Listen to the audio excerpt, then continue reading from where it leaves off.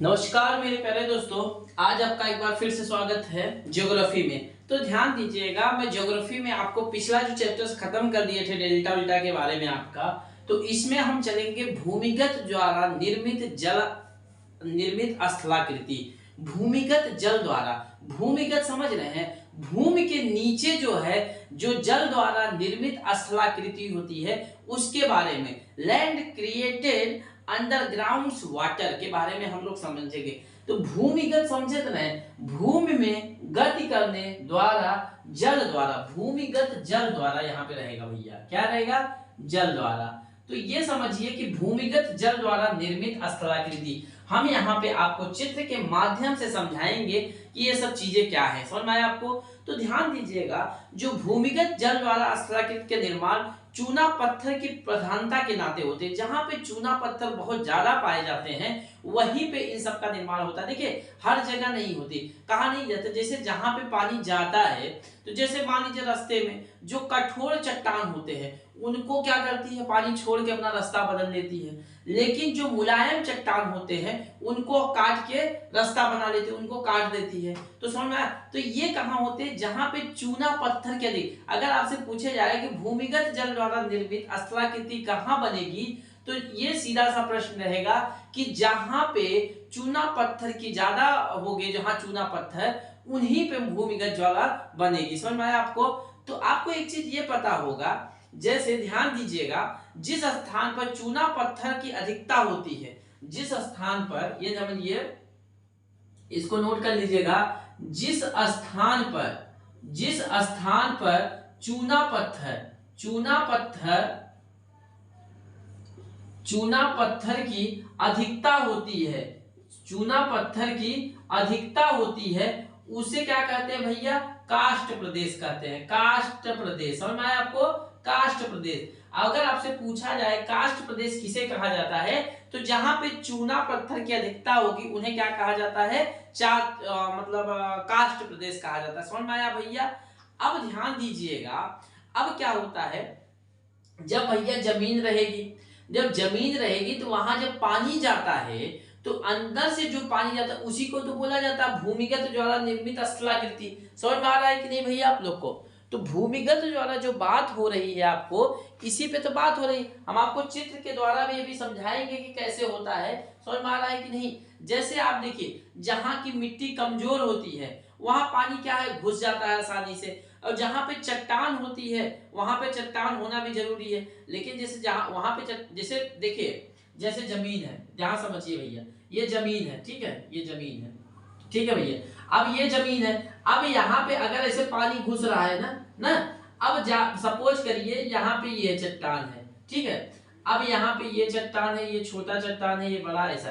अब यहाँ पे जब पानी घुसेगा भैया, अब ये बड़ा चट्टान है, इसको छोड़ दिया, बोलेगा भैया हम आपसे टक्कर नहीं देते, हाथ जोड़ते हैं। अब ये बोलेगा भैया टक्कर तो नहीं देते हैं लेकिन हमको रास्ता तो देने दीजिए। ये चट्टान साहब बोलेंगे कि जहां तक मेरा है नहीं जा सकते, आगे से जाना हो तो जाइए, नहीं तो पीछे से जहां रास्ता। ये पानी बोला भैया ठीक है, हम कहां से जाएंगे, आपके नीचवा से चले जाएंगे। तो आया यहाँ से, अब पानी आया यहाँ पहुंचा, ये भैया कमजोर चट्टान है, ये बोलेगा इनको तो निपटा देंगे। ये बोल रहा है नहीं हम नहीं जाने देंगे, पानी बोल रहा है नहीं हम जाएंगे, ये बोल रहा है कि नहीं जाने देंगे।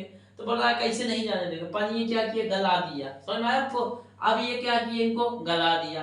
फिर आया यहाँ से, यहाँ बड़े चट्टान साहब जाने दीजिए, नहीं क्या सोच रहे थे, पीछे वाले के जाने दीजिए, हमको भी जाने देंगे, चलो हटो। तो ये क्या किए भैया, पानी ने अपना रास्ता मोड़ के फिर इधर आ गए।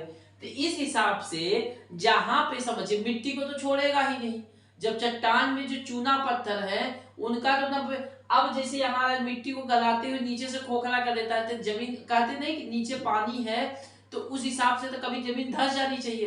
तो ये इसलिए नहीं धंसती कि जो चट्टान है उस पे सिरा पे रहता है भैया।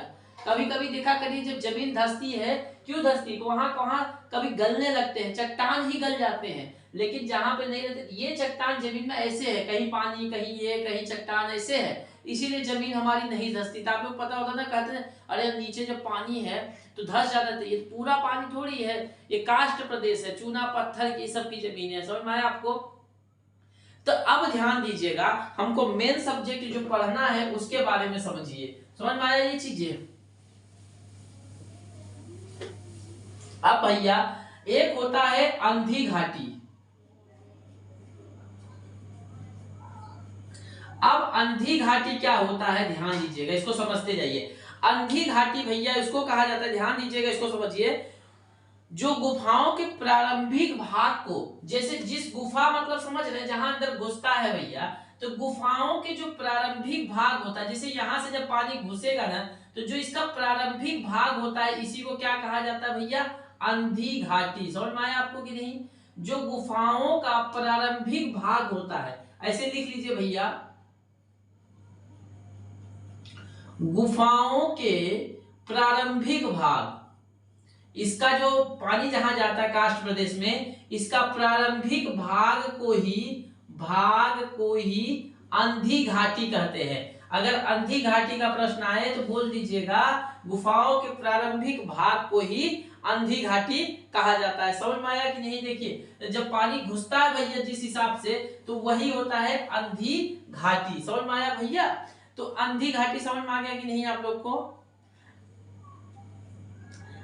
अब देखिए इसी में एक शब्द आता है घोलरंध।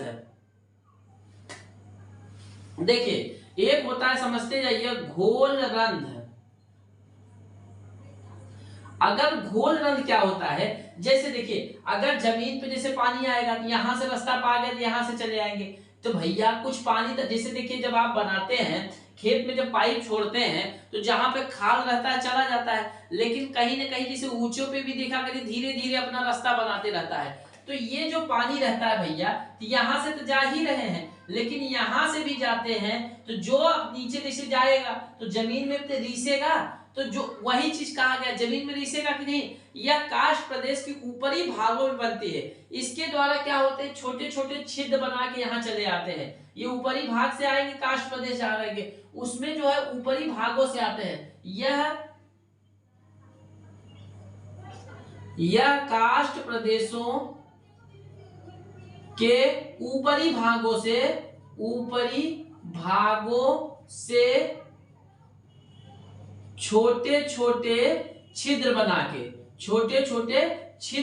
के आते हैं। समझ में आया आपको? तो ये चीजें समझ में आई, घोलरंध समझ में आया। अब इसी में आता है डोल डाइन। अब डोल डाइन क्या होता है, इसी का आकार बड़ा होता है तो उसे डोल डाइन कहते हैं। और फिर इसे युवाला क्या होता है, घोलरंध और डोल डाइन से बना रहे तो उसे युवाला कहा जाता है। पोंजे क्या कहा जाता है, समझ, जब काष्ठ प्रदेश में अत्यधिक अपरदन हो जाए, मतलब अत्यधिक वहां पे गल जाए, डायरेक्ट जाने लगे, तो उसी को कहा जाता है पोंजे। समझ में आया कि नहीं भैया ये चीजें?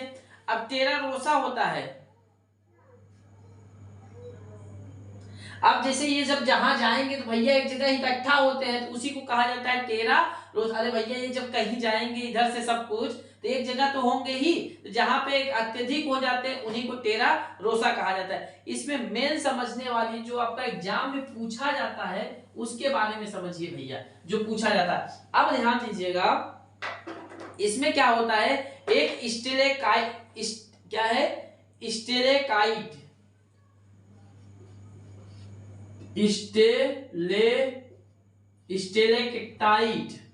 देखिए स्टेलेक्टाइट क्या होता है, स्टेलेक्टाइट क्या होता है, जब कंदरा समझ रहे हैं आपको, इसमें कंदरा लिखा गया, समझ में आया आपको कंदरा? अच्छा कंदरा नहीं, जब स्टेलाइट और स्टेमगाइट जो आपस में मिल जाते हैं इसी को कंदरा कहा जाता है। ये समझिए कि जब ये भैया ये देखिए जब यहाँ पे देखिए, अब इसको समझते जाइए, इसको छोड़िए, अब इस चित्र को देखिए। जब यहां से मान लीजिए पानी घुसा, समझ में आया आपको, तो ये जो रास्ता बनाएगा, तो देखिए जहां पे ये जैसे ये जो आकृति बनती है, यहाँ पे जो पानी रहेंगे, तो ये देखिए ये चट्टाने क्या है, यहाँ बीच में जो है ये सब गला दिए हैं, लेकिन ये क्या है, मजबूत चट्टाने हैं। समझ में आया आपको? मजबूत काष्ठ प्रदेश है। तो इन्हीं को जो नहीं गला पाता है, इन्हीं को क्या कहा जाता है, स्टेलेक्टाइट। स्टेलेक्टाइट क्या होता है, इसी के ऊपरी लटकी स्थलाकृति को ऊपरी लटकी स्थलाकृति को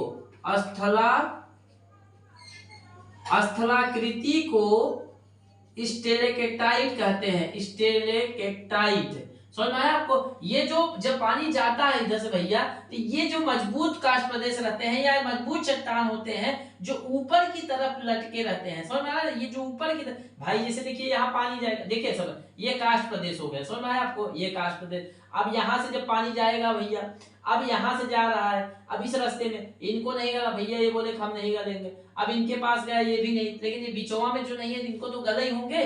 तो इसी को जो ऊपर की तरफ लटके रहे उन्हीं को कहा जाता है स्टिलेक्टाइट। स्टिलेक्टाइट समझ में आया आपको, स्टिलेक्टाइट समझ में आया। अब ध्यान दीजिएगा, एक शब्द आता है स्टिलेमाइट। स्टिलेमाइट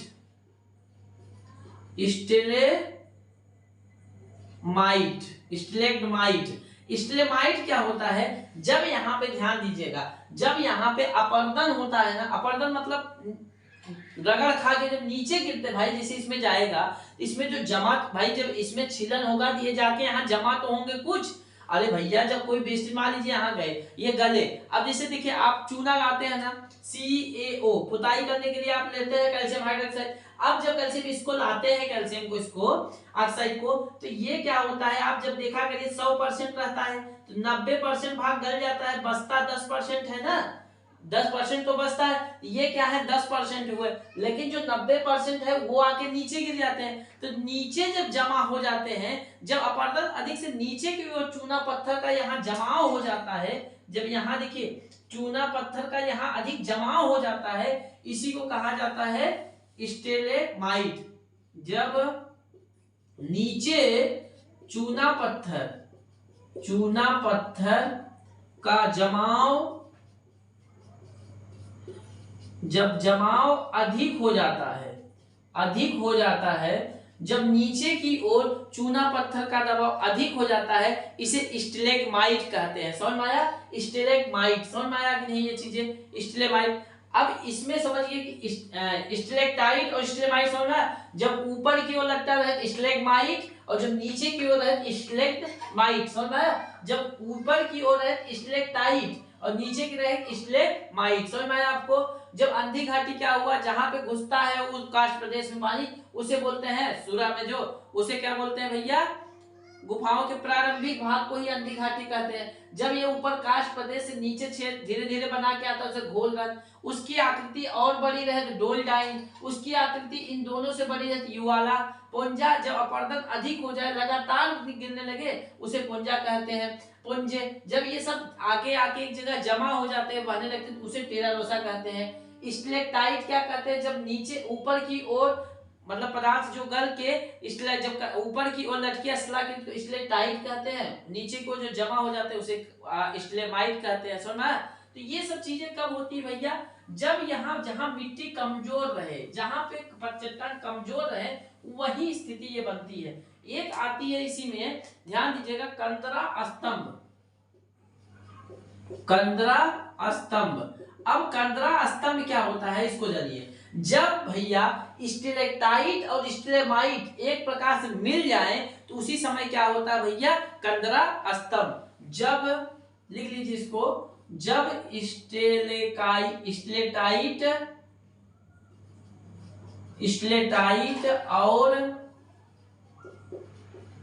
स्टिलेमाइट,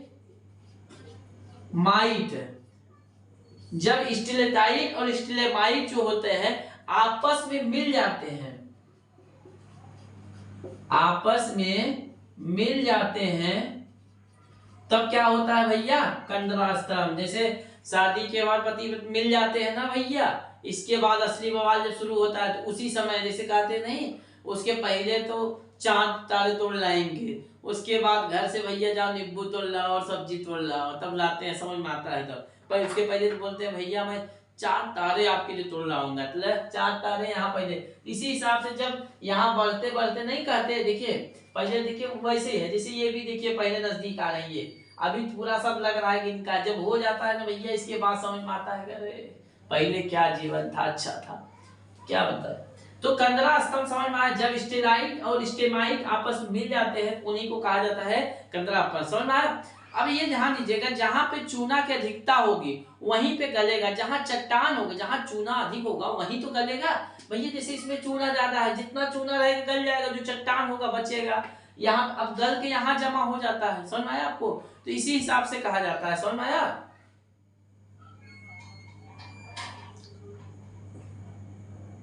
जहां पे मिट्टी मुलायम होगी काटती जाएगी। समझ में आया चीजें? तो समझ में आया भैया? अब अगला दिन जो नेक्स्ट क्लास चलेंगे नेक्स्ट नई वीडियो के साथ। आज के लिए इतना ही। जय हिंद, जय भारत।